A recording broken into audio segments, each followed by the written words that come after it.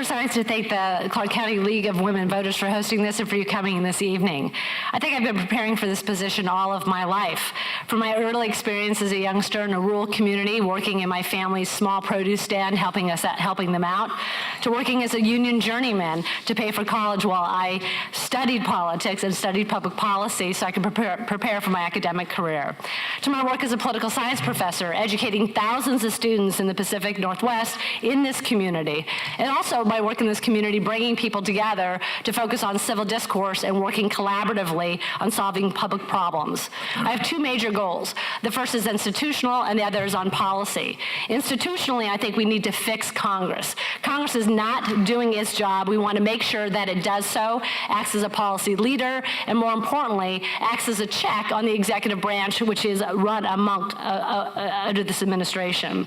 And so I would also aggressively pursue policy agendas for the American people, which focus on Social Security, Medicare, and some of the other social safety net programs that we have that are important to us. Hey, my name is David McDevitt, and as an attorney, as a financial planner and analyst, as a former small business owner, and as a U.S. Army veteran, I know what it takes to be in Congress. I know what it takes to write law. I know what it takes to balance a congressional budget, and I know how to fight for jobs for Main Street.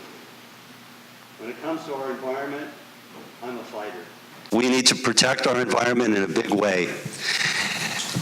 When it comes to health care, I'm actively interested in flipping it on its head so that everybody in our United States can receive health care without having to worry about the burdens of debt. And when it comes to transportation, I'm a fighter for our region. We need to work together and partner with Oregon, but we need to have equal seats to make it work.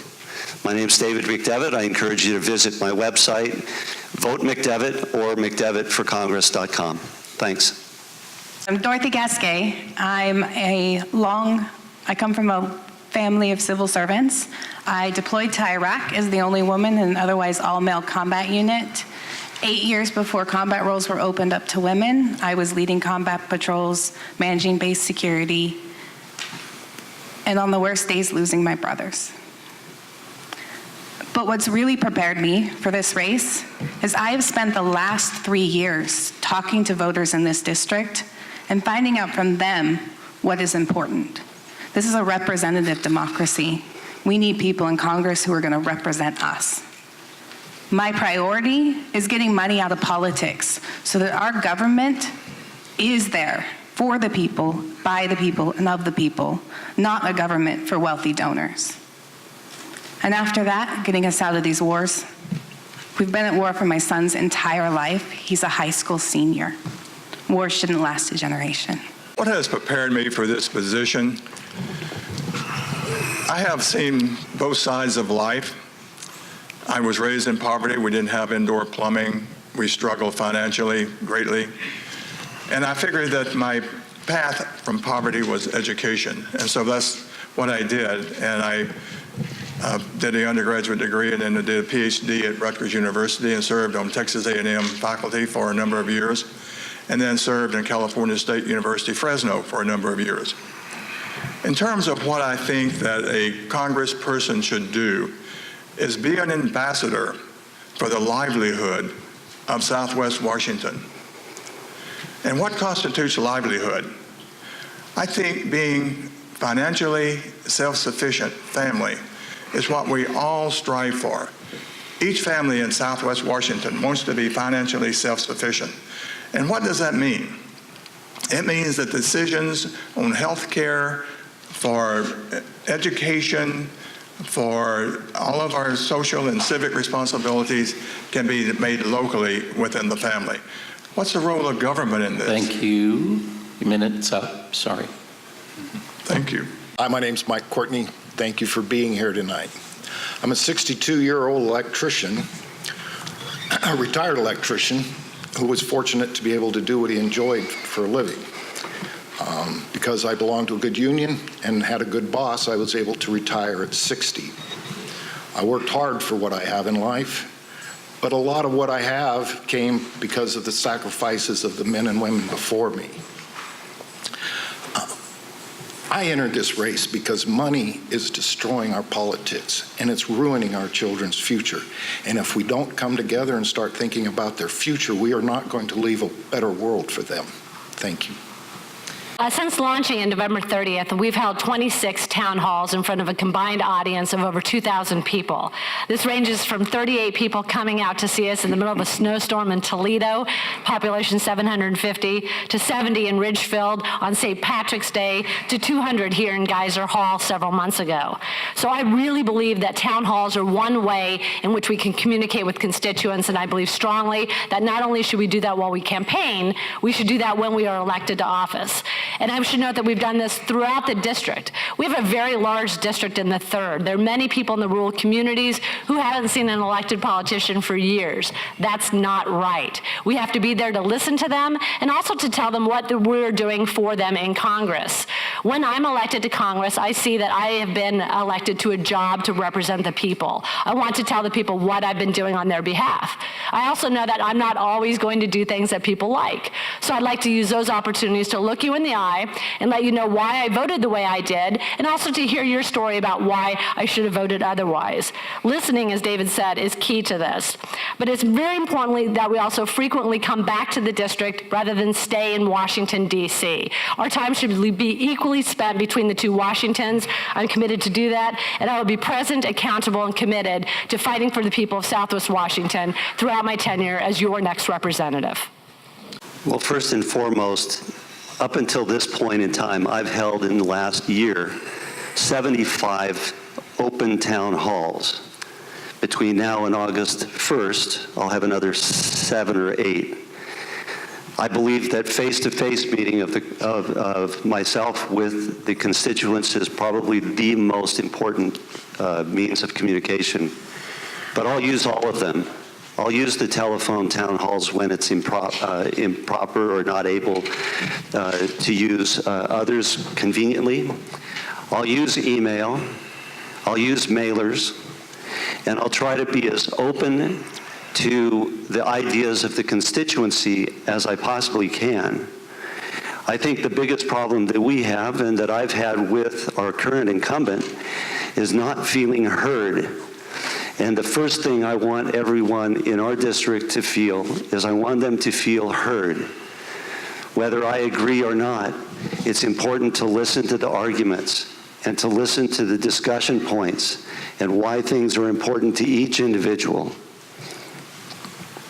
Well, I think this is the 21st century, so I will encourage my constituents to use apps like Countable, where you can instantaneously tell me how you feel about bills that are up for a vote. And also holding town halls regularly, where you can meet with me in person and I can bring to you the bills that are going to be voted on in the next session and get your feedback on them and let you know how I feel. And we can hopefully come to some sort of consensus on how we should move forward. And I think we pay our representatives $174,000 a year. There's no reason they shouldn't be working when they're not in session. They should be here on the ground, in the community, present and accountable and listening to their constituents. It is time for us to have a representative democracy again in this country. I think many of you are here tonight because you feel like you're not being heard, and you want to be heard. I know I want to be heard. And as we travel about the 3rd Congressional District, this is the #1 thing that I hear. I've written my Congress lady, she doesn't respond. I've called my Congress lady, she doesn't answer the phone. And I feel like that it's impossible to have a representative to be effectively represented if you don't have a voice with your representative. So I feel that we have to do some thinking about how are we going to be more effectively heard. I don't know what it is, except challenge her to come out and talk to you. And I've seen newspaper articles about no-show. She's a no-show.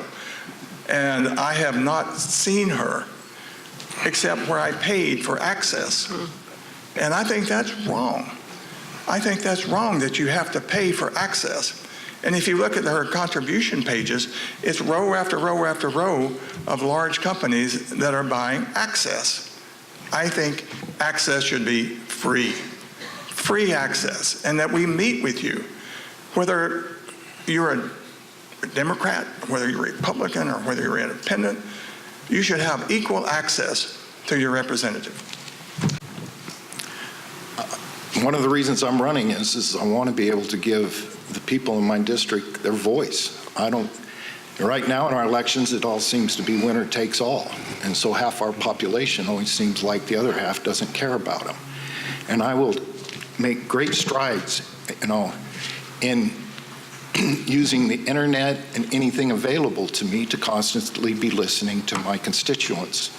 I think it's important that we constantly be talking to people throughout different towns and cities through this district to know how everybody feels. Thank you. So I think it's a multi-part question, so let me start by saying that there are a number of immigration measures that we have strong bipartisan support for that we can pass through Congress now if members of Congress are brave enough to do it. They aren't, and that's why we have a problem. Let's start with what's happening on the border. We have to clarify that what's happening on the border right now with taking children away from their parents is not an immigration issue, it's an issue about political refugees. These people are fleeing crises and danger in their own homes, and they're being torn apart while they get to the border. So there is increasingly support for Congress to do something to stop this executive action of stripping families apart and by detaining them while they're apart and having no clear plan of reuniting them. So Congress has to deal with this issue separately and also look at how we've dealt with political refugees in the past, which is very effectively. Usually they come over, they get an ankle bracelet, they finally get to see a judge, and 99% of them appear before a judge, and they get to talk about their status and why they need to be in the United States. So we handle that separately, and we do not allow the Trump administration to use this crisis as a tool for leverage for funding for a border wall. Secondly, Dreamers. There's wide bipartisan support not only in Congress, but also among the electorate that Dreamers be given citizenship. The fact that this hasn't moved forward is because members of Congress lack the political will in order to do this because they're afraid of the president. So I would say we need a clean DREAM Act so that we can give those students, those people serving in the military, those people working in our businesses, the citizenship status that they deserve. Third, I think we ought to look at deportations. Deportations is having a serious economic effect, not to mention the human crisis when we start to deport people and tear them away from their families and their communities. If you go to Pacific County, you can see that the shellfish industry and the ag industries are being decimated because they don't have labor. So we have to scale back deportations, which have been ramped up with the Trump administration. And all of these measures, the political refugees, the DREAM Act, and the deportations, I think we have to demand an answer from Jamie Herrera Butler on what she's going to do about these measures because she's been fairly silent. We do need comprehensive immigration reform. But I think there's areas that I've spoken of where there's bipartisan support. I think we should start there because that will deal with part of the issue, and then speak about how we can have border security absent a wall so we can make sure that we maintain the issue of border crossings while also respecting the human rights of those who are trying to cross and while also respecting the fact that people should have a pathway to citizenship. Thanks. The worst possible behaviors are coming from our country when we're stripping children away from their families. It adds to the long history that we have in this country, marginalizing people of color with respect to slavery in the 1700s and 1800s. It marginalizes people of color and exacerbates the problem that we created in California during World War II when we put families, intact families, stripped them of their assets and what they owned, but put them in camps in the San Joaquin Valley. This conduct is reprehensible when it comes to evaluating the conduct or the behavior patterns or the rhetoric coming out of our current Oval Office occupant. And it's a stain. It's a terrible stain. What I would do is I would advocate comprehensive immigration reform with pathways to citizenship. I would increase, or in terms of the DACA kids, increase the time it takes, or decrease rather the time it takes to get them acclimated and made citizens in our country. And I would keep our immigrant families together, parents, children, grandparents, whomever they happen to be. When it comes to this putting parents in jail and calling that a felony so that the children can be taken away, I think that's wrongful. I think we need to find better housing arrangements while we keep the families intact. We need to give them the option of returning to their own country if they prefer not to do that. We need to process the asylum requests quicker than we do. We have administrative law judges in the INS to handle that function. And we have the money to be able to pay for whatever it is that needs to be paid so that we can reduce the costs while those processes are being undertaken. Wow. All right.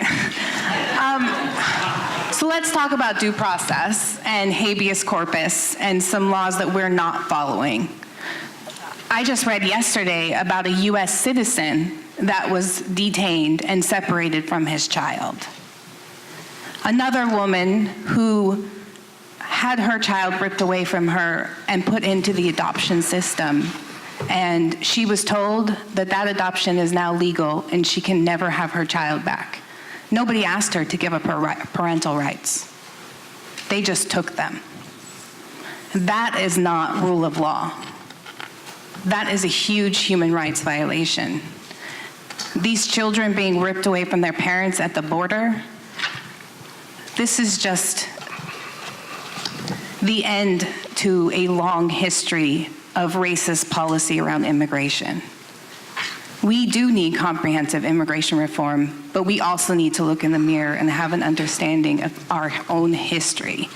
This isn't new. This is how we have handled this for a long time. We need to create a pathway for immigrants in a way that respects human rights and doesn't judge a person by the color of their skin or their country of origin. So we can do that. Let's make it easy. Let's make it affordable. Let's make these people American citizens, because for a lot of these people, they're more American than most people I know. They love this country and they deserve to be able to live here legally. I have a friend who was discharged from the United States military, has been married to an American citizen for 15 years, and is still fighting the immigration system because of his country of origin, which is Pakistan. This is not how this system should work. We have veterans of the United States military who are deported, who are sitting in Mexico in a country they don't know, with a language they don't speak, because maybe they made a mistake. And a lot of them have PTSD, and that mistake is because of injuries that they received while serving this country.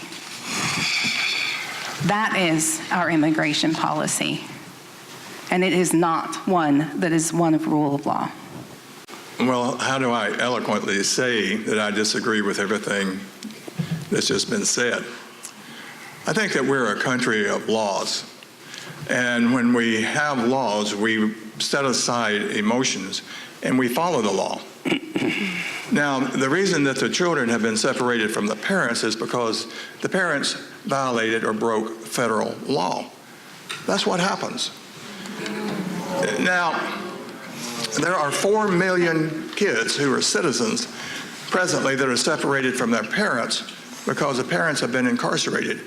Why are we focusing on these 2,000 or these 2,500 or whatever they are? Now, I am in favor of enforcing the present laws that we have. And by the way, these children have a higher quality of life for the first time ever. For example, they're learning how to use indoor plumbing. Okay, let's respect the candidate's time. I am speaking the truth. And I support strong borders. I don't believe that anyone here who is illegal should have a pathway to citizenship because there's too many people that do it legally. Why reward the people that are here illegally with citizenship when we have thousands and thousands of people that are highly qualified from other countries that are waiting to get in, that are following the rules? It's very much like when you're standing in line at the movies and there's a long line and somebody breaks in front of you. I disagree with that concept, totally. And therefore I support what President Trump is doing. I support strong national security. I'm not in favor of doing away with ISIS. ISIS is part of our national security. And if we don't have strong borders, we don't have strong national security. And therefore, I believe in the integrity of the judicial process, and I think all of these are going forward with that. So I don't have any problem with the way the process is being handled, but I am very sad that these children are being separated from their parents. I think that's sad. As I understand it, most of them now are the young ones on the path of being reunited. And then one other thing about the DACA. These people are not children anymore. They're adults. Some of them are as much as 30 years old, and they've known for years and years and years that they were here illegally, and they've done nothing about it. So I'm in favor of following due process, and I'm in favor of enforcing existing federal laws. And I applaud President Trump for having done that. Thank you. Thank you, candidate Bauer. You know, when I was growing up, the Statue of Liberty was always a symbol. When we've seen symbols of this country, the Statue of Liberty was always there. And it seems like anymore, the words at the bottom of the Statue of Liberty, it isn't a part of us anymore. And, you know, this is a dangerous time. And I agree that people coming into this country should be vetted. We should know who's coming into this country. But then, you know, we're a nation of immigrants, and we should always be ready to bring people into this country and to help them. I mean, if they're strong enough to get up and come across the country to be here, those are the type of people I think that would make and continue to make great generations in this country. Thank you. So there are a number of issues around the treaty, and I'm glad we are renegotiating it because there has been criticism over time that the United States is not getting the best deal possible in terms of the funding we provide Canada in exchange for the work that was done with the dams. So the three major areas that I would focus on in terms of renegotiating. The first is the issue of power. Obviously, the treaty deals with the power that's created on the river and the compensation that we get. So what is the price that we get for the power that's being created, and how do we renegotiate that in a way that doesn't put the United States at a disadvantage? Second is flood control. Obviously, the dams help us create the flow of water in the river. It's very important that we manage that water so we make sure that the communities that live at the river are not in jeopardy because there might be flooding. It's also important that we look at the effect on salmon. Salmon's very important to our community. I'm an angler myself. It's important that we're able to have those fishing rights, particularly Native Americans and their fishing rights. We want to make sure that we preserve their rights and those aren't threatened under the treaty. And then finally, I think we have to look overwhelmingly at the fact that we have to be able to negotiate this treaty in good faith. And one of the concerns that I have right now in this current political environment is that our allies are no longer our allies and our enemies seem to be our friends. So I think paramount in any sort of treaty negotiation is treating our allies respectfully while also advancing American interests in a way that makes sure that the American people are protected. So the biggest issue with this treaty is water. We rely on it. We rely on it for farming. We rely on it for drinking. We rely on it for bathing. We rely on it for energy production. We rely on it to keep our salmon population at a manageable level and wanting to increase it. So there are a number of different things involved here. Our water table is actually declining, so But one of the things that the people out in the eastern Washington area want to do is they want to pump water from the Columbia River Basin into the water table so that we all have access to clean water as we're going forward. There are 24 different dams in the entire basin. And so the treaty with Canada is really important because we're collecting all of that water. It's powering our Bonneville Dam as well as many others. It's making possible the water flow for our salmon to reproduce. It's being used by the farms out in the Klickitat County in eastern Washington, where if we don't have enough water, the production value of those farms could be cut by 60 or more %, and has a significant amount of economic potential for damage for us. Well, I'm glad we got a question that isn't so controversial. I can agree that we need good environmental standards. When we're negotiating treaties, I think one of the most important things that we need to be thinking about at this point is balancing our energy needs with the environmental impact that these dams do have on fish. And fish are a very important part of our economy here. And it is a big effect that we need to deal with. But also ensuring that these local communities who are heavily affected are being either compensated for their economic losses because of what is happening north of our border, but also ensuring that just that we are having a nice, good, happy relationship with Canada. I don't understand why we want to start a trade war with them. I mean, they're our closest neighbor and our closest ally. I'm actually a little bit concerned to think about treaties being renegotiated right now. We should probably hold that off until we have a president who actually understands diplomacy. If you drive up into Canada and you drive along the Columbia River, you see quite a bit of farming. And one of the problems with the farming along the river is that the valleys slope down towards the river at quite an angle. And there are many, many vineyards that are up in this area undergoing heavy fertilization. This is quite a concern to me because the vineyards are sprayed with pesticides, they're sprayed with nitrogen, phosphorus, potassium, etc. Well, you know when you have heavy rains that these are going to be precipitating and they're going to be percolating down to the soil and it's going to eventually get in the river. I hope that when they're negotiating these that they will discuss what is going on in these particular areas so that we can keep these particulates out of our river, because these particulates create algae growth in the river, they create green growth, green grass, etc. in the river, and of course eventually some of it seep into the fish. So we don't want heavy metals in our fish, we don't want heavy metals running down the hillsides, and we need to be very careful and include that in our negotiations. Well, I have to admit, I'm not as prepared for that question as I probably should be, but I do know that when it comes to trade, that, you know, we've always had friends and allies that have been our friends, and then we've had Russia, and then all of a sudden, now Russia's our best friend and all our friends and allies are our enemies. And we keep breaking our word. We break our word when it comes to our trade deals. We break our word when it comes to treaties. And how do you sit there and negotiate treaties and trade deals like this when, you know, people look at us and they say, well, 2 years from now we're going to have another election and who knows what will happen. You know, we have to start thinking in long-term about long-term things. We can't just keep thinking about things in 2-year cycles. You know, and until the world can trust us again, it's going to be hard to negotiate any treaties. Thank you.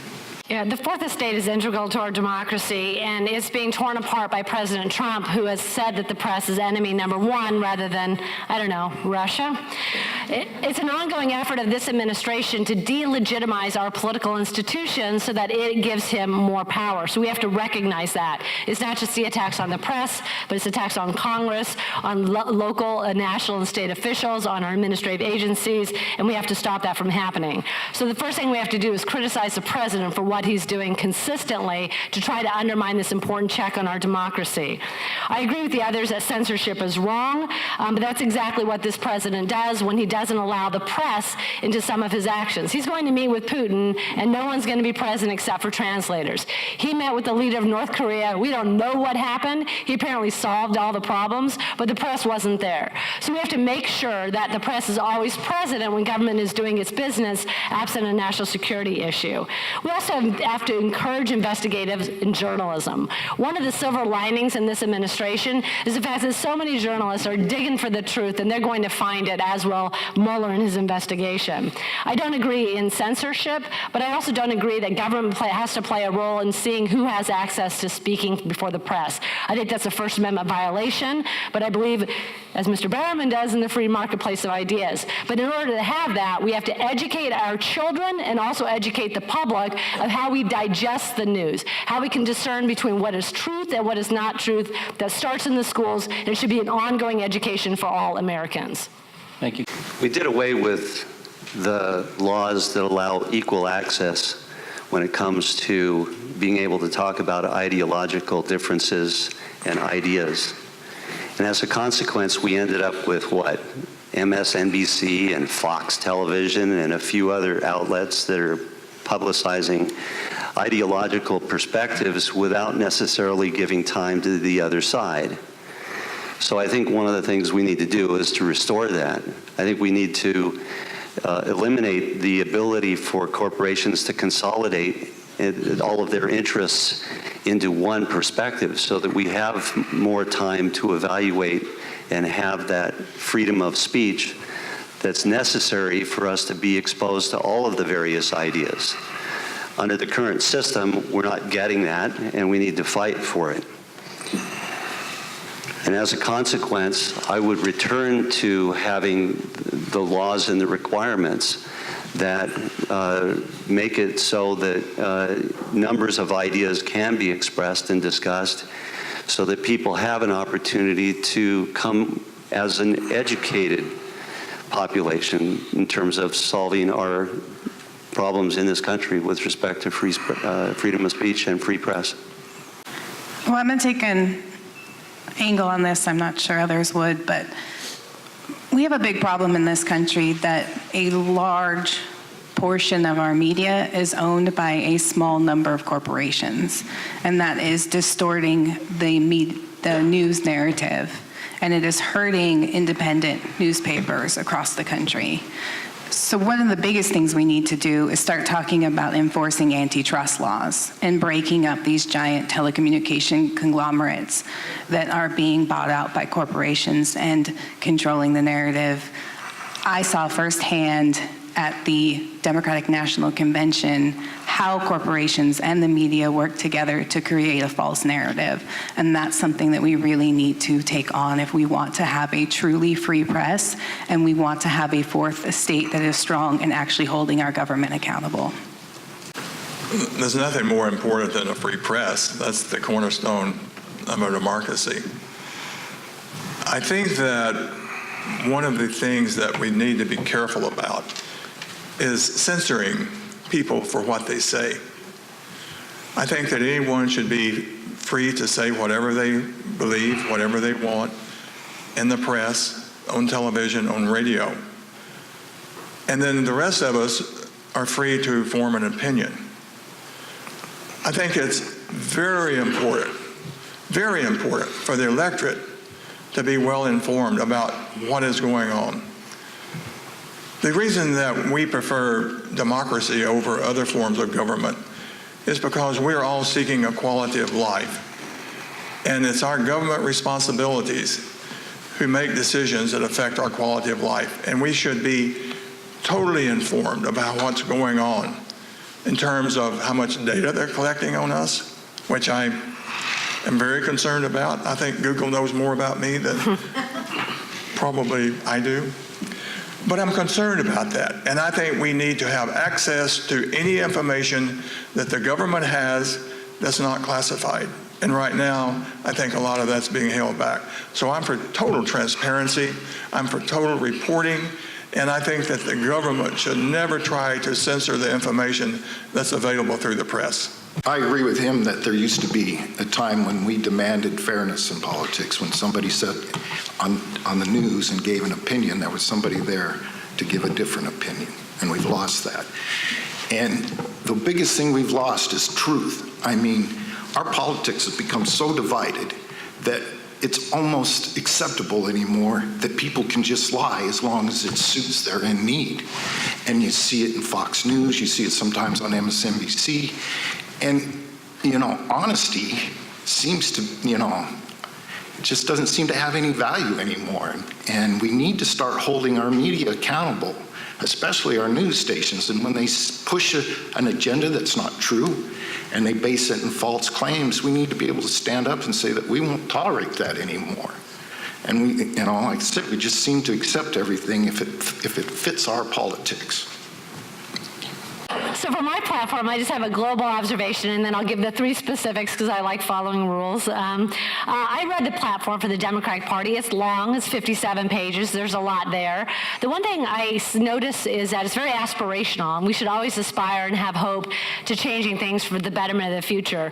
I'd like it to be a little bit more specific, because it's good to say we want this, but I always want to have a path forward, because that's how we give direction to policy. So I want to know how we get there. So for instance, there's one measure which talks about decreasing Department of Defense spending by 5%. I think that's great, but it seems arbitrary. So give us a reason why we've chosen these percentages, and let's not pigeonhole ourselves in terms of how we move forward. There's also areas that are really vague. There was one measure that talks about how all Americans should have access to all forms of media transmissions. I have no idea what that means. So having a little bit of a roadmap would be helpful. 3 specifics on things that I would change in the platform. One is on electoral reform. There's a lot of great stuff there about increasing the right to vote. Washington State has done that in this last legislative session. I hope to see that at the federal level. But I do not agree that we should vote for the president through a direct election. I think a popular vote of the president would be very detrimental to the rural parts of our communities as well as the rural parts of the country. I'd rather have a combination electoral college, popular vote mechanism, but that would of course take a constitutional amendment. There was another provision asking for a cabinet level position for somebody who would take sort of a position for peace as a counterweight for the Department of Defense cabinet position. I'd rather have those together, because I think having those 2 competing cabinet positions would be problematic. I'd rather make sure we select the right person that would have both points of view. Third, in terms of health care, I think that the platform is remarkably vague about how we can directly fix the health care crisis that's facing our country right now. It's aspirational, as it should be, but I would like to have very concrete paths to how we can shore up the ACA, which is under constant threat, particularly under this administration, and how we can very specifically deal with the very big problem of prescription drug prices. So platforms are nice in talking about lofty goals, but in order to really have an influence on policy, we need to have a roadmap. I'd like to be there to provide it. And since I have a little bit more time, I'd like to have a little bit of information there about affordable housing. We have a tremendous affordable housing crisis in our communities and throughout the country. Having more attention to that, as well as more attention to how the federal government can provide funding for K-12 education, particularly in rural areas, is something that platform should pay a lot more attention to. So the party policies or party platforms are pretty varied, and there are a number of aspects to it. I think the most important ones, though, are the ones that I focus on in my campaign. The first being health care. I think we need to work towards health care security for all system. It's a little different from the party platform, but not significantly. And the reason why I think we need to focus on that is because every American from cradle to grave should be able to receive health care without having to be concerned about going into debt, being driven into bankruptcy, or carrying amounts of debt from time without having to be receiving the care they need. They also should not be afraid of going to receive the care they need when it comes to being concerned about the financial aspects of it. What that means is turning it on its head, getting the insurance industries out of the business of providing the basic level of health care and reining in the pharmaceutical companies when it comes to pharmaceutical costs so that people are paying a reasonable amount for their pharmaceutical needs. Now, having said that, there are benefits to it that are important to understand, and that is that our business community, aside from the insurance and pharmaceutical industries, would also benefit greatly by stabilizing it. We need to structure it like Social Security. Second, we need to take into consideration what's going on with incomes in our country and income inequality. Now, since the early 1990s, when Bill Clinton was in office, and perhaps even a little bit earlier than that, we started shifting things. Senior executives and middle-level managers started making significantly greater amounts of money, but the people at the bottom, the people that were working for minimum wage, were anchored there. And the cost of living has gone up such that we're seeing increased homelessness, increased food insecurity, and increased health care insecurity. So we need to address the income inequality aspects. I'm going to fight for a stronger minimum wage. That will bonus benefit the Social Security Trust Fund because more income will be coming into it. We need to raise the cap on income earned for the Social Security contribution, and we need to increase the benefits to go to senior citizens who are currently being priced out of their apartment buildings and are finding themselves homeless. And then lastly, but not least, in our region, we need to address transportation. Now, transportation here can be fixed, but we need first and foremost a framework to work with Oregon that has equal seats at the table so that we can negotiate what the solutions ought to be. And I can come back to that later if you like. I'm actually pretty pleased with the 2016 Democratic platform. I did get to play a role in forming it as a delegate to the National Convention. So it's not too bad. I would like to see them adopt Medicare for All as part of their platform to solve our health care problems, to be stronger on forcing pharmaceutical companies to charge fair prices for their drugs and to spend more of their money on developing new life-saving drugs instead of on advertising and lobbying. I would also like to see them take a stronger stand against lobbyists being involved in the party and in general being able to fund politicians. This is a huge conflict of interest, and this is really what's destroying our democracy, is the fact that money plays such a huge role in the decision-making process at the legislative level. And I think overall, in general, I support it. I think we're heading in the right direction on foreign policy. We're headed in the right direction on energy efficiency, on solving our climate change problems. And now if we can just get the head of the party to get in line and our leadership to start listening to what is written into our platform. Well, I'm not going to say the Republican Party platform is perfect, because it isn't. And one of the things that I feel that captivates a number of Republicans in the leadership is financially, how viable are you? And when you're looking at being a political candidate and you call the national office and say, by the way, I'm going to file for office, and you expect them to be excited because it's a big deal to file for office and put yourself out there. And it's expensive. And the first question that you get, well, do you have $1 million? Do I have $1 million? Why aren't you excited?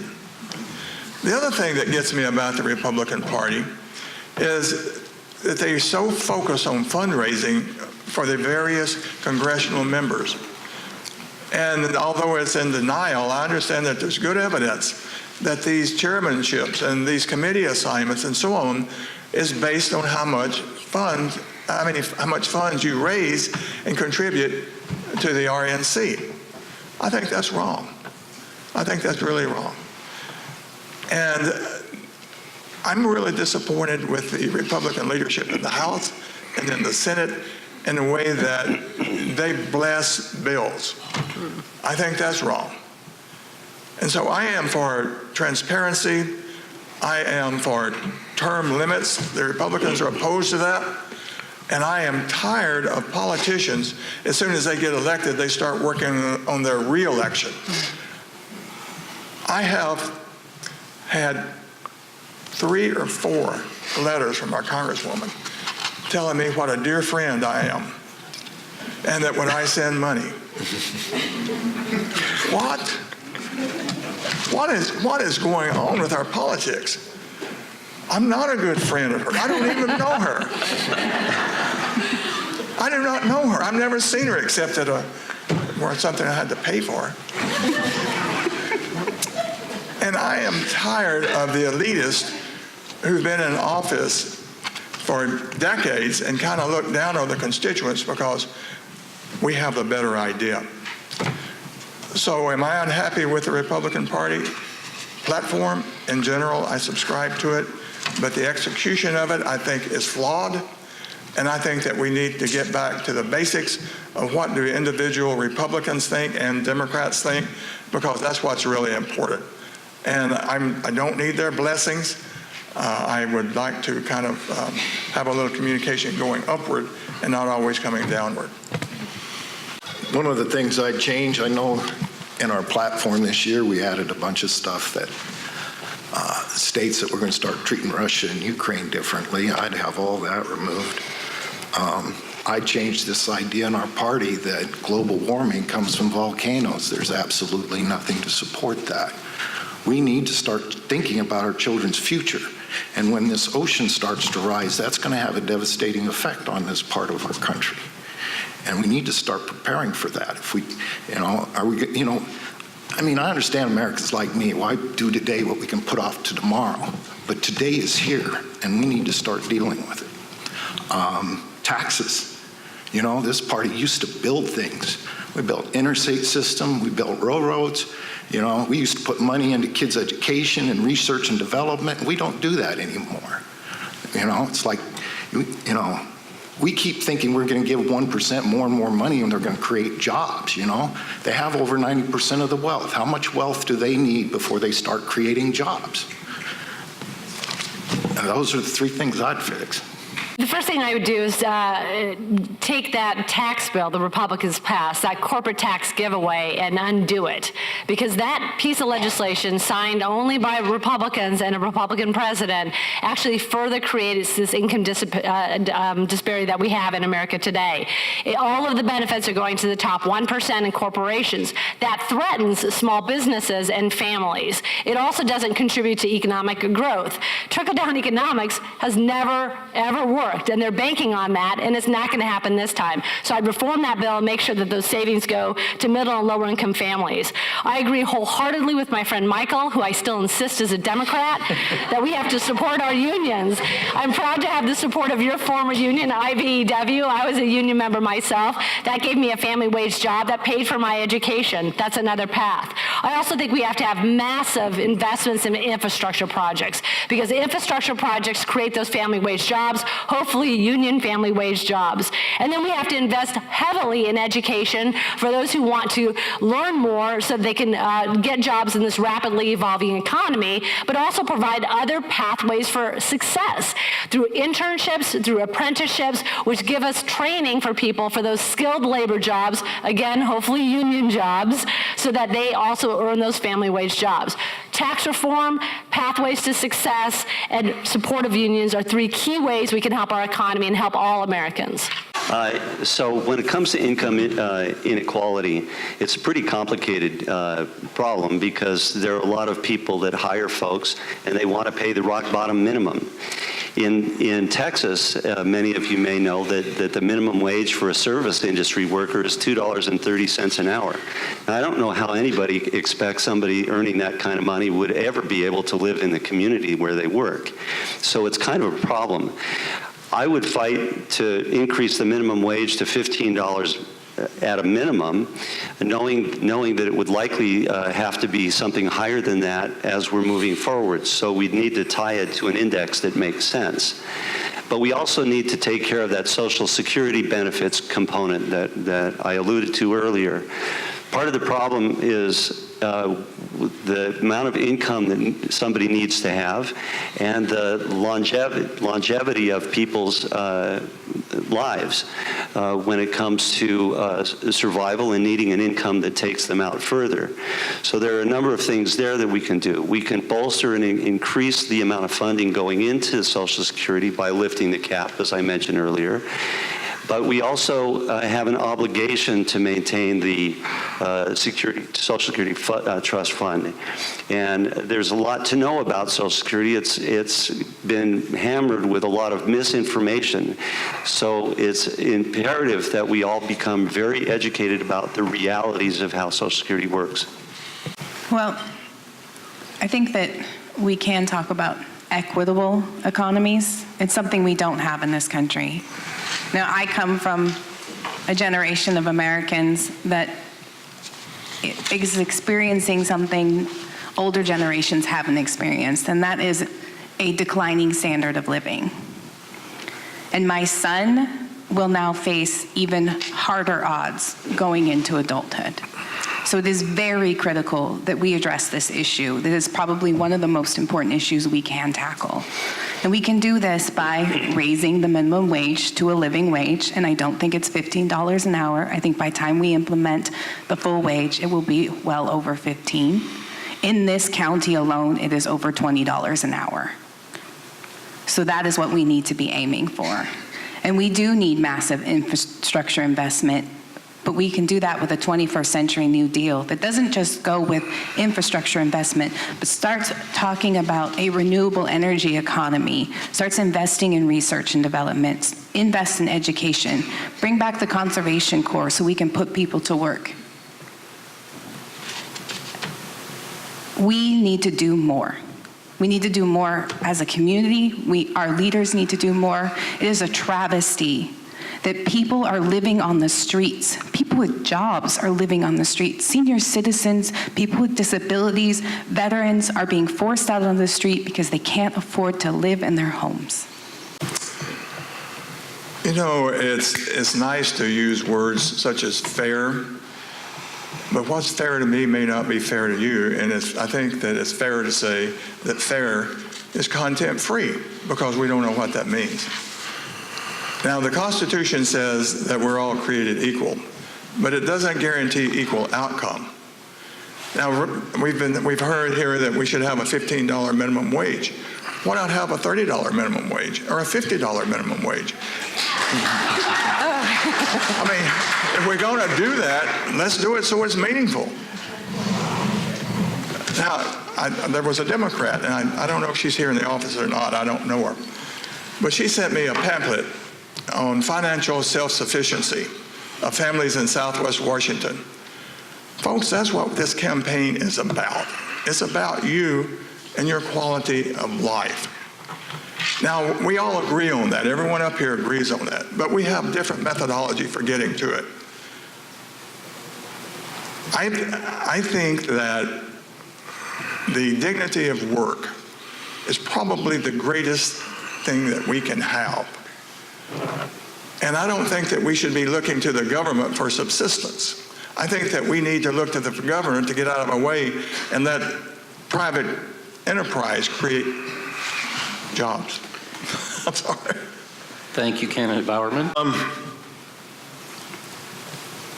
When I came into this party, I came in just before Reagan, and we were all excited because Reagan was a union man, and he was going to help the union guy.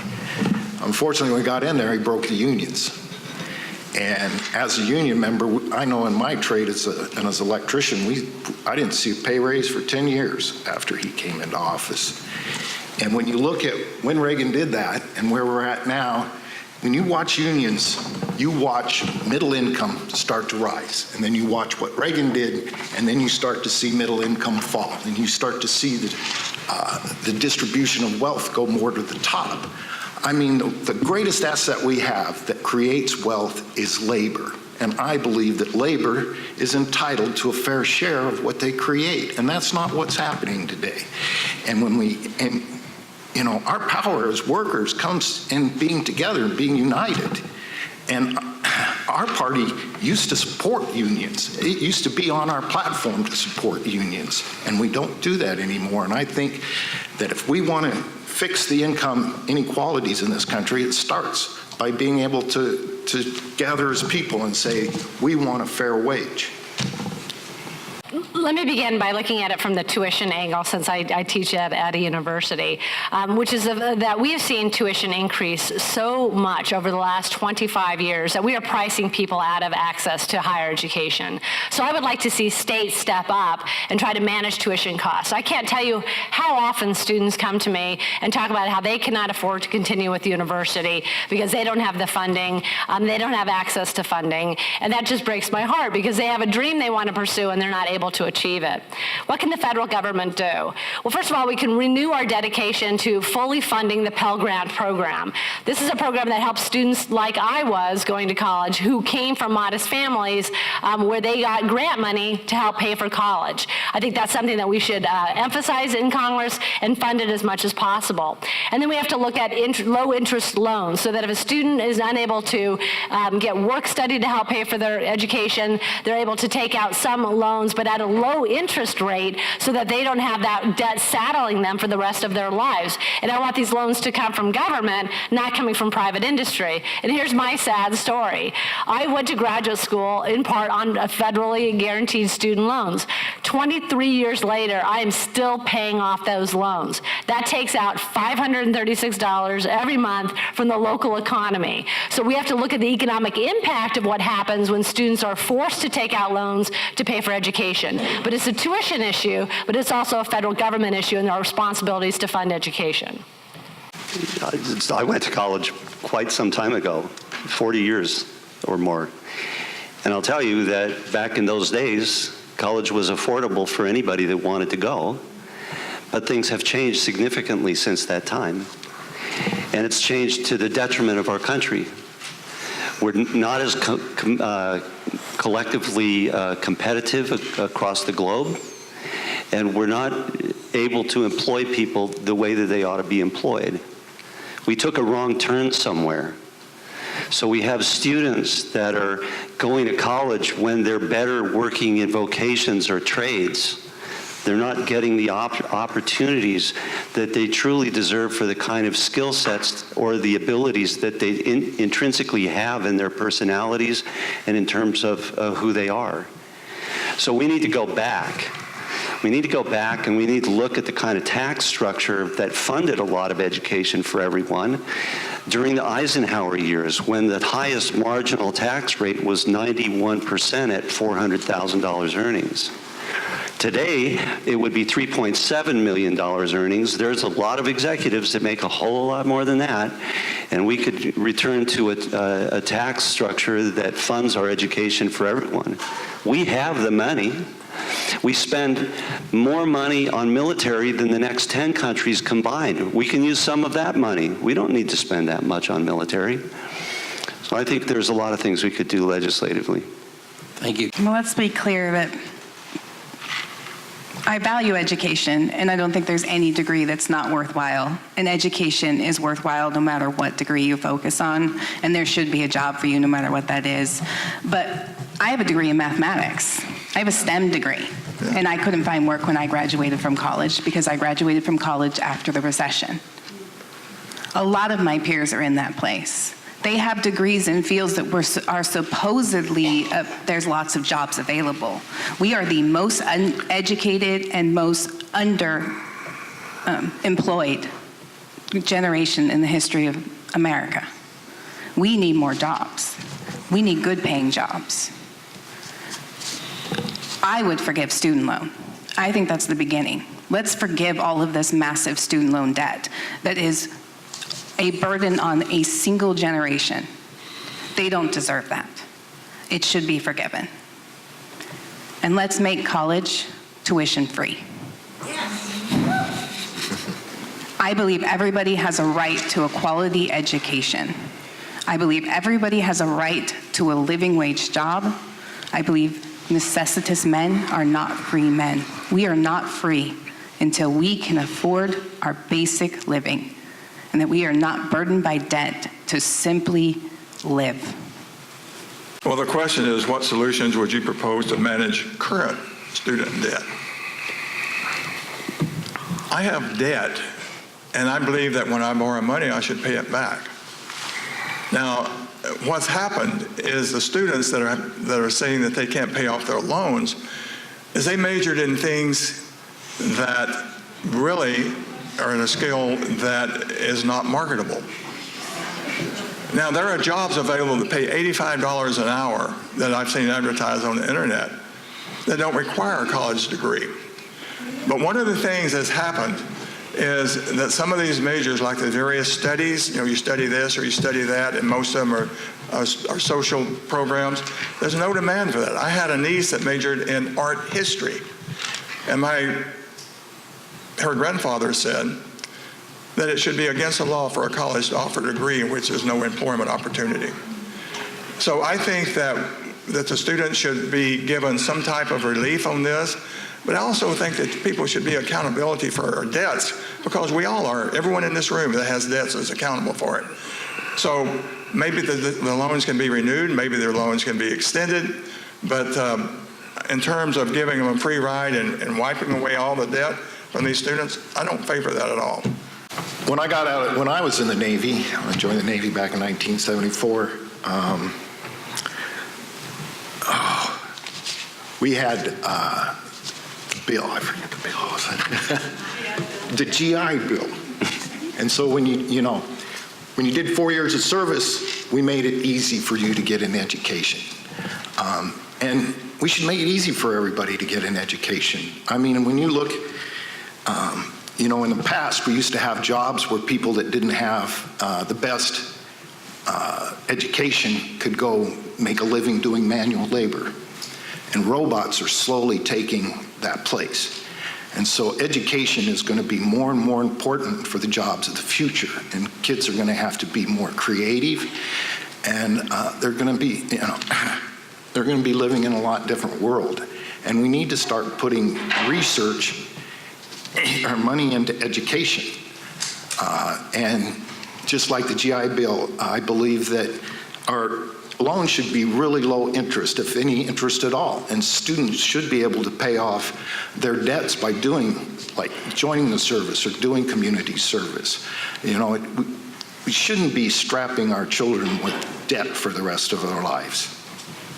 So as I mentioned in the previous question, I believe that massive investments in infrastructure is really important in order to create those jobs that are so important to our growing economy. I believe that is not just the responsibility of the federal government, but it's also the responsibility of the states to invest in infrastructure. We have many infrastructure projects that are necessary in the 3rd Congressional District. In the rural areas, investing in high-speed broadband internet is something that we hear a lot about because that not having that access prohibits people's access to education and to jobs, and we should make sure that the state and federal government invests in it. When we look at something like a big transportation project, say, I don't know, a large bridge, there should be massive federal spending in order to have that happen, as well as a very smart, collaborative federal delegation that could lobby on behalf of the federal government to get that money. But that also means working with the state legislative delegations on both sides of the river. So in terms of how you get the federal funding, you have to find the money. So when you talk about finding the money, let me tell you about where you're not going to find the money. You're not going to find the money in cutting our earned benefits programs like Social Security and Medicare. You're not going to find it in the programs that help our most vulnerable. So we should look at places where there is actually a little fat in the budget. And I'd start with the Defense Department budget, because we're finally going to have a full audit of the Defense Department. It was mandated about 10 years ago in a piece of legislation. Let's start there. Let's listen to the generals who tell us there's a lot of savings that we can get from DOD. Okay, quickly. So I came from the telecom industry, so I know a little bit about how telecom works and broadband internet works. I worked for a company that provided ADSL services all throughout the entire nation for several years as well. One of the things that we can do, and most of us in the room would recall a day when we had what was called Universal Lifeline. You know, that's when poor people would be able to have a telephone in their home so they had access to dial tone and could dial for emergency services. Well, internet services, and specifically broadband internet, is coming to a point where it's actually a required need for all of our communities, particularly in the rural areas where it services the educational needs of our kids and services the communities as well in terms of making cell phone service available in broader, more thinned out areas as we have today. We can fund that by having every subscriber provide a small fee every month. In addition to that, though, we're talking about roads and bridges, and it's one of my areas of expertise. I've spent a lot of time learning about it, and one of the things we need to do more than anything else first is to have an equal relationship with equal seats in terms of our relationship with the Oregon State and Washington State. Then we can start having real solutions and figure out where the money comes from.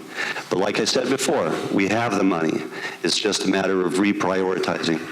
Infrastructure has a positive return on investment. When we spend money on infrastructure, it increases revenue across the country. And also, the longer we wait to fix it, the more expensive it gets. So we shouldn't really be too concerned about financing it. But if we are going to be concerned about financing it, how about we stop blowing up infrastructure around the world and rebuilding it, and instead invest in building infrastructure here in the country?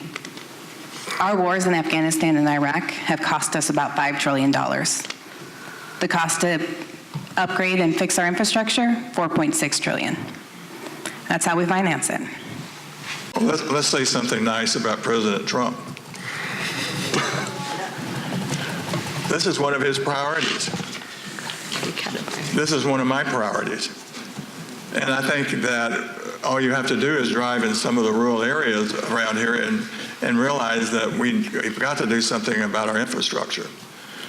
There are parts in the Washington 3rd Congressional District that doesn't have internet access.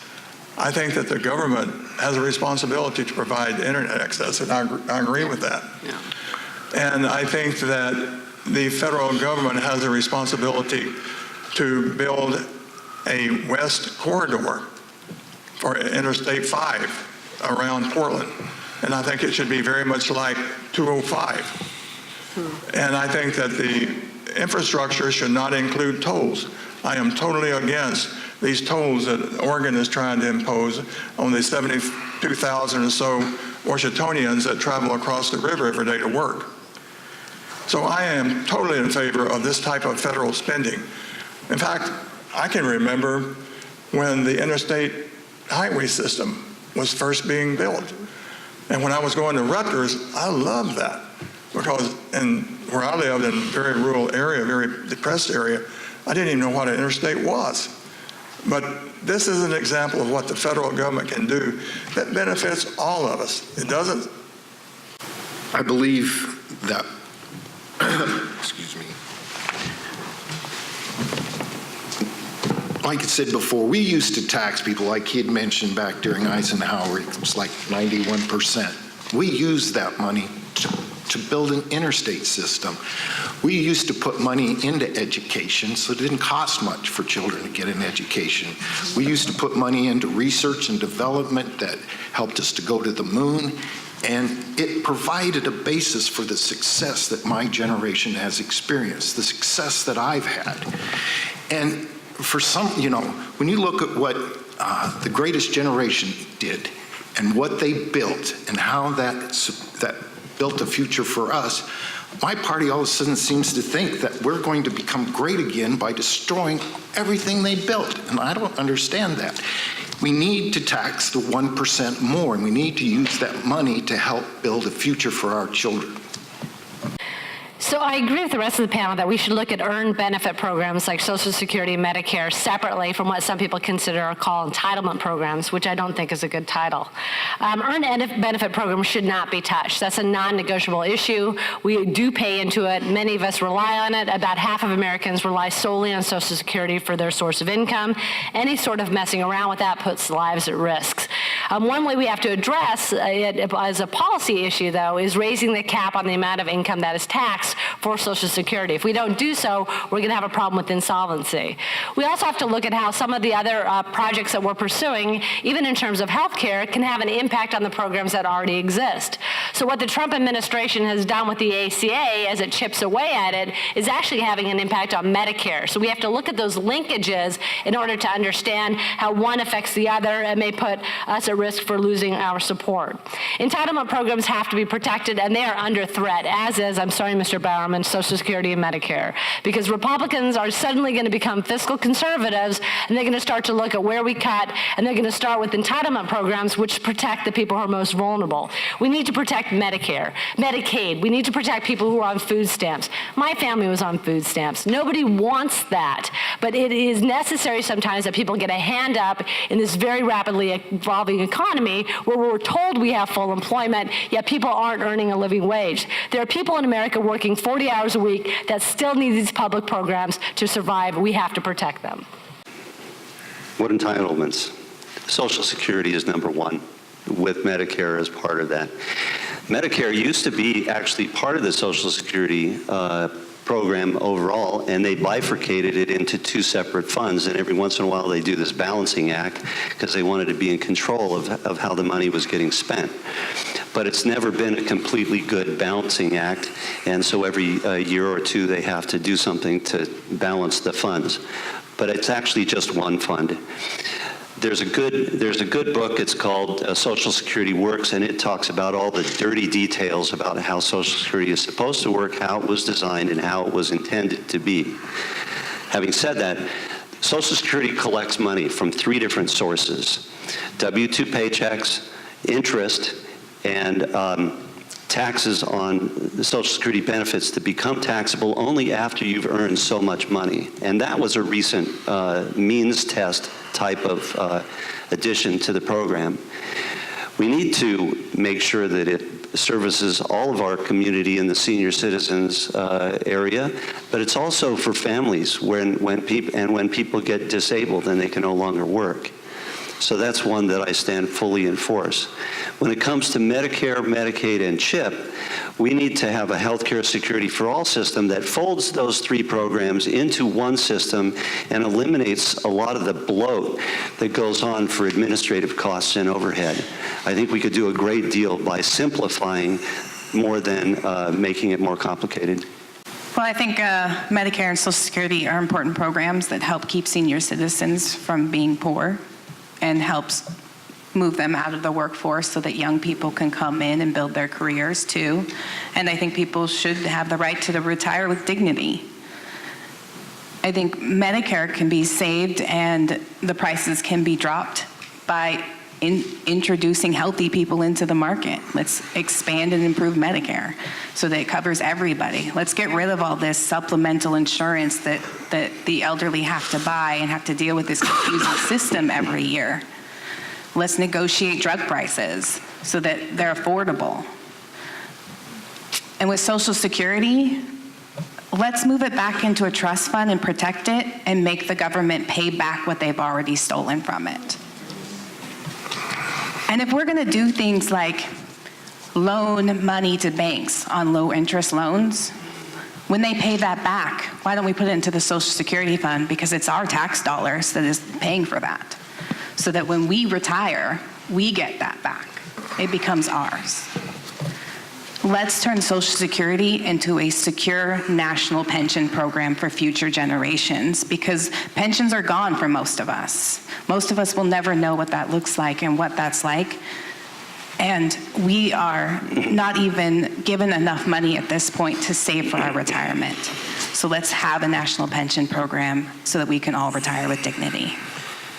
Well, I'm a fan of entitlements. I'm on Social Security. And so when they say that Republicans are trying to kill Social Security, I don't know who they're talking about, but they're not talking about me. In fact, I don't believe that Social Security is an entitlement. We started paying on Social Security when I was, 16 or 18, something like that. That's our money. That's not an entitlement. And that's not up to negotiation. Now, the next thing is Medicare. Is that an entitlement? Yeah, I think so. I think that we're entitled, when we are in our senior citizens category, that we should be guaranteed our health care. But it's not free. My Medicare for my wife and I costs $1,000 a month. So that's something to think about. In addition to that, our health care costs an additional $1,500 a month because Medicare doesn't cover everything. But one of the things I don't like about Medicare and then Social Security is they take things out of my Social Security check that I don't approve of. For example, we're not members of the drug program. They take out over $240 a month out of my Social Security to pay for drugs, and I'm not even a member of the program. I'm on Social Security. I worked for it my whole life, so I don't even begin to call it an entitlement. I think here's a Republican idea. I believe that we should go to a guaranteed income.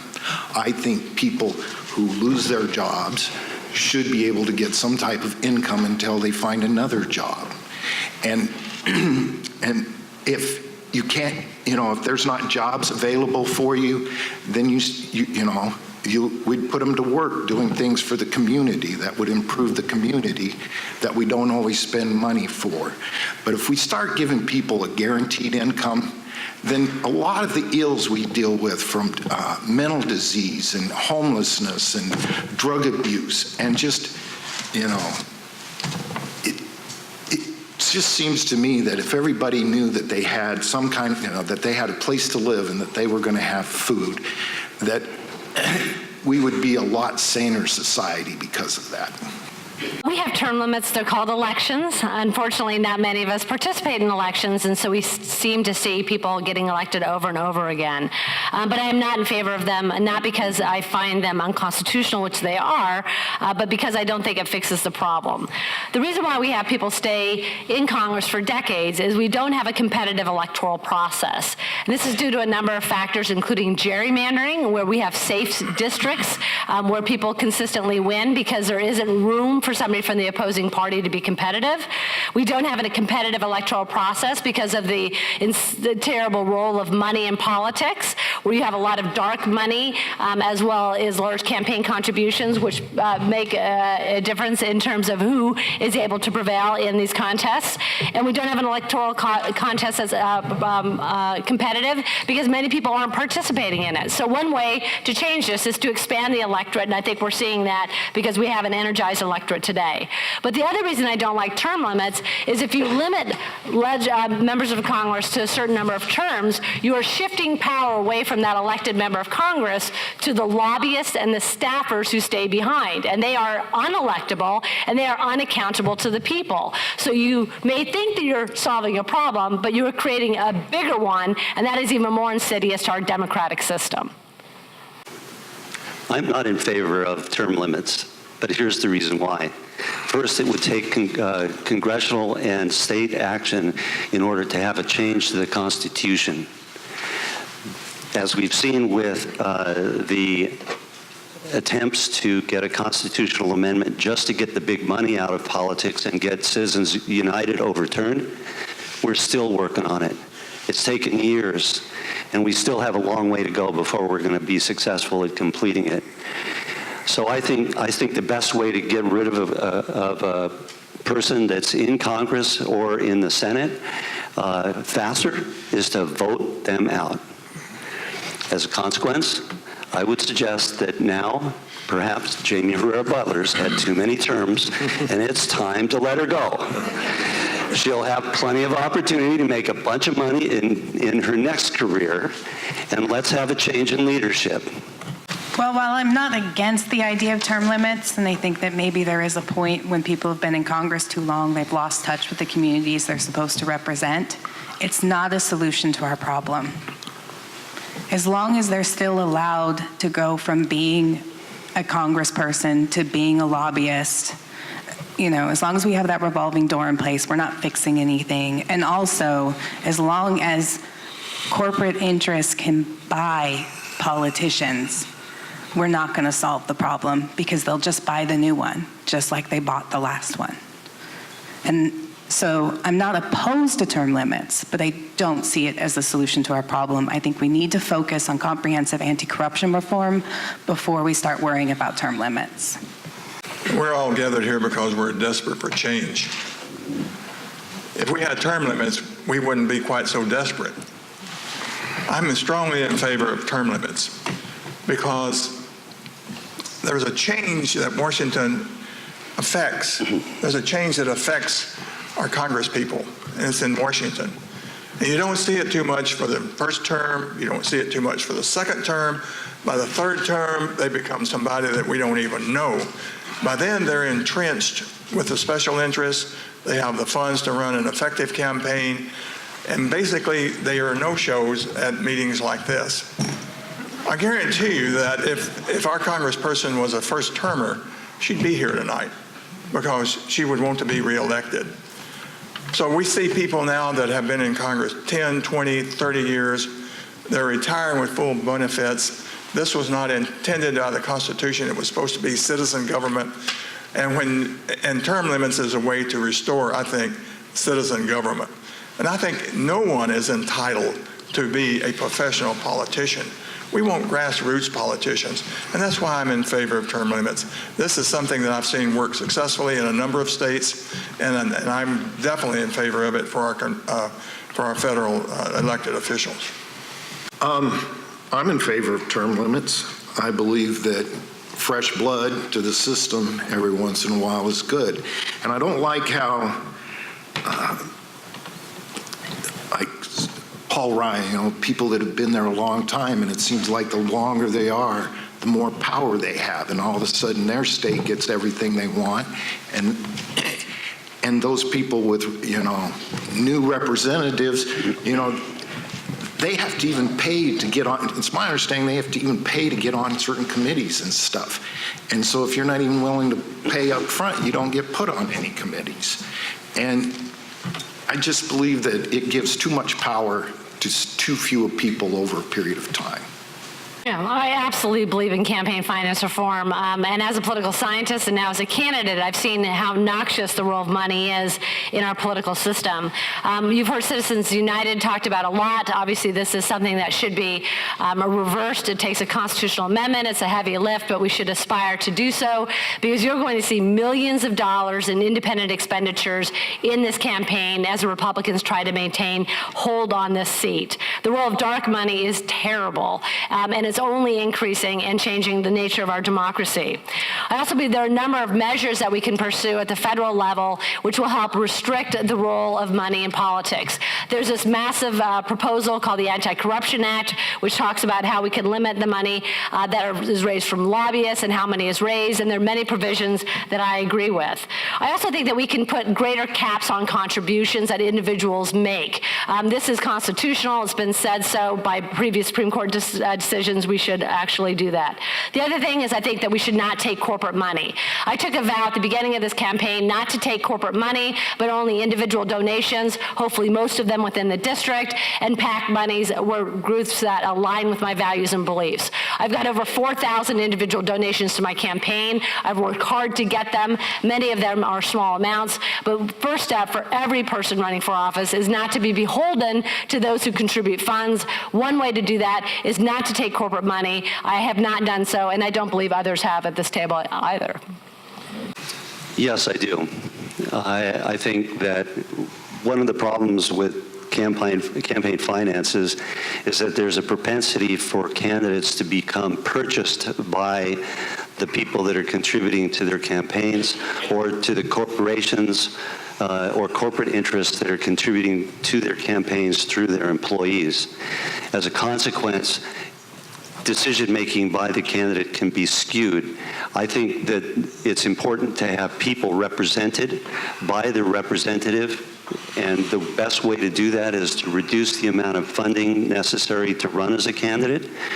I think that the best way to do that is to have public funding for the races, and perhaps have some kind of a process for getting people to run for office.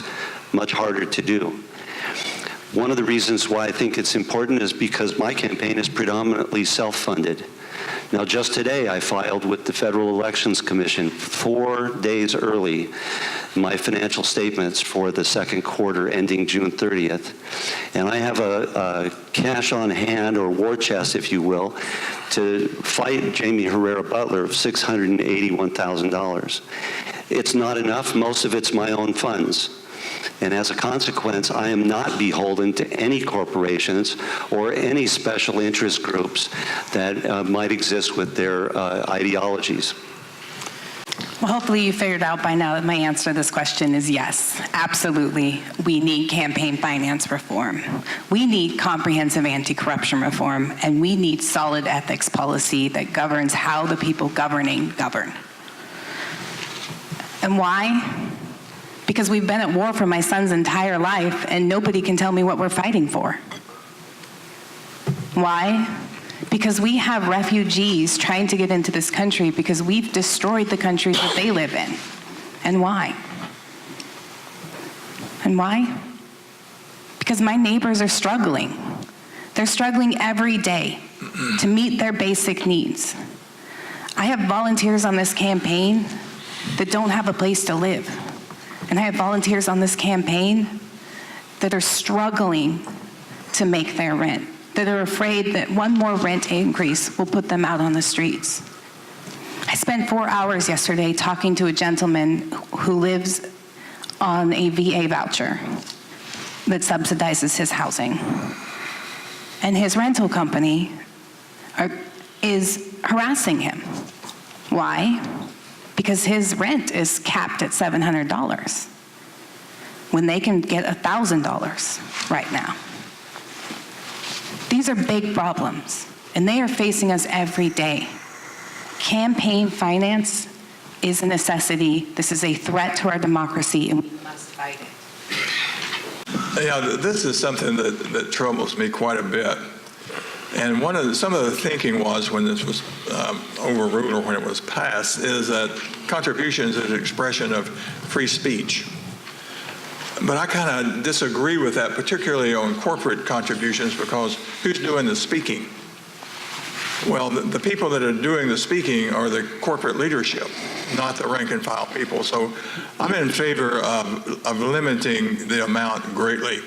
So I don't have an argument with that. One of the things that really bothers me is buying access. And if you look at campaign contribution lists, you will see lists that are from people that are out of state, or from people that really have no interest in the welfare of what's going on here in Southwest Washington. So why are they making these big contributions? Why are they making these $2,000 and $3,000 contributions, in some case $5,000? Because they want access and they want to influence legislation. I think that's wrong. I want to influence legislation, not some big donor. And that's why I support term limits. It's because there's less time for a politician to be polluted by the lobbyist and by the special interest. They're focusing on you. That's why I support term limits. Yeah, I definitely believe in campaign reform. I believe we got to get the money out of politics. I believe money is the driving force that has our two parties so far to the outside edges. And because of that, nothing is getting done. And our children are going to pay a price for that in the future. I'm not taking any donations. I'm using only what funds I have. Because, I believe if you're going to go out and preach that money is the evil of our politics, then you probably shouldn't be taking any. Thank you. I also agree that, first of all, I disagree with the premise of the question, which is that it does lead to reduced costs. I don't think it does. And even if somebody were to show me that it does in terms of the bottom line, I would say, what about the cost of the people who are incarcerated in these prisons, which are people who are held under deplorable conditions? The other reason why I'm opposed to it is if you create private prisons, then you create government's incentives to put people in those private prisons. So it just contributes to the mass incarceration problem that we have in the United States. And finally, I want to remind everybody that our private prisons are now being filled by people who are being deported. So they're being sent to Tacoma in these terrible conditions, which is lining the pockets of people before they're being shipped away. So let's look at the human cost of what happens when you take something that deals with people's lives on a day-to-day basis and you give it in the hands of people whose primary goal is to raise money. It's wrong. You know, the probability of privatized prisons reducing the cost of incarceration is about as good as the probability of there being a Santa Claus, there being an Easter Bunny, there being a tooth fairy, or any number of other possibilities here. It's not for real. It's all about profits for the privatizers and the companies running those prisons. They have encouraged laws like the 3 strikes law in California and many other states that says you go to prison for the rest of your life if you've committed 3 crimes. It's caused laws that put people in to prison for non-violent crimes. What we really need is we need realistic tort reform and criminal justice reform so that we're treating people appropriate for the crimes that they have committed. And we need to get the number of people in our prisons reduced significantly. That'll save all of us taxpayers a huge amount of funding. So I think we need to end the practice, obviously. Well, my opinion is it's disgusting. It's absolutely a travesty that we can call ourselves a free nation while we allow people to profit off of locking people up. There is no way that private prisons reduce the cost of putting people in prison because they are guaranteed profit through occupancy rates, which means then they go to encourage harsher incarceration for crimes. They encourage us locking up immigrants. They're the ones driving these laws because they profit from it. And these companies, if you look into them, like Geo Group, which operates the detention center in Tacoma, they have been sued a lot. And all they do is pay a penalty and move on. Because their people working in that prison are raping women, they're raping children, and they're not being fired, and there's not the accountability we would have if they were federal employees. We absolutely must end this private prison system and our mass incarceration. We have more people locked up in prison than Russia and China combined. And yet we talk about them when we need to look in the mirror and see what's going on in our own country and start moving towards restorative justice so that we don't need to lock people up. I'm not sure that privatized prisons are any worse than federal prisons. Have you been inside a federal prison? It's not a picnic. And I am concerned about the conditions that are being articulated here. In fact, I have read that some of the privatized prisons have better stalemate conditions than do some of the federal prisons. If you go look at some of the federal prisons, you'll see that the living conditions are pretty deplorable.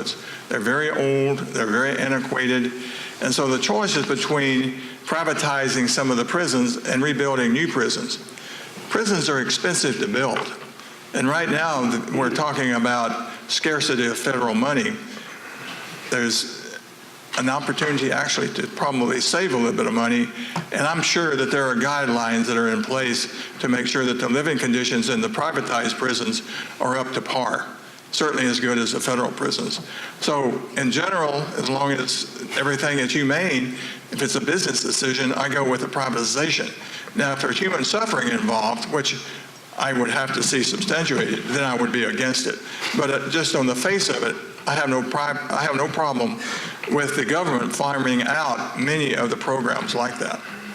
Mr. Rohan, I don't agree with that at all. I don't see how privatizing prisons, somebody's got to make, when you privatize it, somebody's got to start making money anyway. And so that starts, to me, that just automatically starts adding to the costs. I'm a free market guy, but there are some things that shouldn't be privatized. I don't believe healthcare should be privatized. I don't think prisons, any place where human beings can suffer while others profit, I don't believe, should be a part of the private sector. First, I'd like to thank the Clark County League of Women Voters for holding this forum. I think it's always a great opportunity for people to meet the candidates, for us to have our say. Like Michael, I got into this race because when I saw what was happening to our democracy, I said, what can I do about it? Because that's the same question I ask every one of my students when they come and they complain about something. What are you going to do about it? I decided to run for Congress, and I'm proud of the campaign that we've run. At the first candidate forum that we held, I asked that all of the Democrats there take a vow to back whomever emerges victorious from the primary, and also to run a civil campaign so that whoever emerged would emerge unscathed. And I'm proud to have run that campaign, not only me and my fantastic team, but also our wonderful volunteers. And I was so pleased that we were asked once again to sign this code of conduct about campaign practices, because it reflects what we've done in our campaign, which is to emphasize civility. And I'm excited to be with my new friend, Michael, who I'm bringing to the Democratic Party, and my friend, Mr. Bowerman, with whom I disagree with vociferously, but who I look forward to having civil conversations with so we can find that common ground that our democracy needs. I'm lucky because I'm here with my partner, and she's been with me in this battle for the last 3 years, because this is the second time I've run. I've learned a lot running for Congress for the last 3 years throughout the district in my travels from Ocean Park and Long Beach all the way out to Goldendale, from Vancouver all the way up to Chehalis, Centralia, and Bucota. The people in this district need and want and are demanding significant representation, improvements to what we have. And I'm the guy that's ready and willing to fight. I might be an old white guy, but I'll tell you what, I'm not the same white guy or old white guy that we've got in Congress today. I'll fight, and I'll fight for every single one of you here. Thank you all for coming out today. Democracy is important. It requires participation, and you guys are showing that you're dedicated to that. And that is the most important thing we can do. I think we can all agree that this is a critical election, but what we might disagree on is that it's a critical election because Trump is president. It's a critical election because a Trump presidency was possible, because he is a symptom of a problem, he is not the disease. And what we need is working class champions in Congress who are going to fight for the people. And I have fought for you guys overseas, and I want to fight for you guys in Washington, D.C. I want to fight for everything that we need, because we're not getting it. Because every day, another person is put out on the streets in this community, and we should not rest. We should not rest until everybody has adequate shelter, adequate food, and can make their basic needs, because that is what we have a right to. I think the question that you have to ask when you have your ballot in hand for this primary is, which of the candidates do you want to select for change? And I think that's what we're looking for. Which of the candidates is most concerned about your financial well-being, who's concerned about your quality of life, and who is working to make sure that you have maximized individual freedom? I'm that candidate. I think that every decision that a congressperson makes is, how does it impact my constituents? How does it raise their quality of life? Are they going to be happier because I'm in Congress, or are they going to be sadder? I'm dedicated to happiness. I like happiness. I believe in political happiness. Yeah, there's nothing really special about me. I mean, I'm just an ordinary guy. And when I look at what's happening in government today, I got into this race because I felt like the only way I'm ever going to get anybody to represent an ordinary guy like me is I was going to have to get off my butt and run for Congress. And that's why I'm here. I'm here to fight for your children's future. Because politics and the politicians in Washington, they have a 15% approval rating for a reason.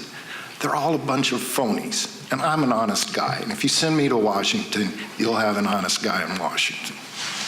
I would really like to thank the candidates for participating in this important voter forum.